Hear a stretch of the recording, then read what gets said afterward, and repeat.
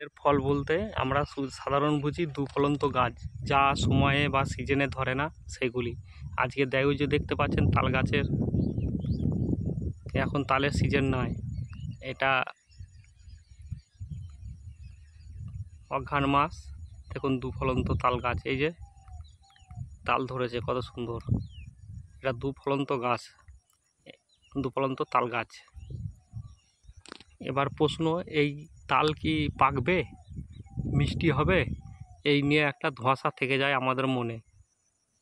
কিন্তু সঠিক কথা, হ্যাঁ তাল পাকবে, কিন্তু সিজনের তালের মতো মানে এই ফলটা মিষ্টি হবে না বা সুস্বাদু হবে না, কারণ সিজনের ফল নয়। এটা বলা হয় 12 মাসের ফল, মানে 2বার কি 3বার এরকম আসে।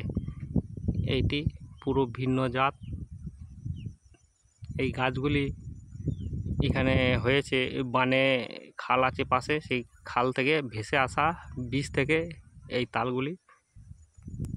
গাছগুলি হয়েছে। এই যে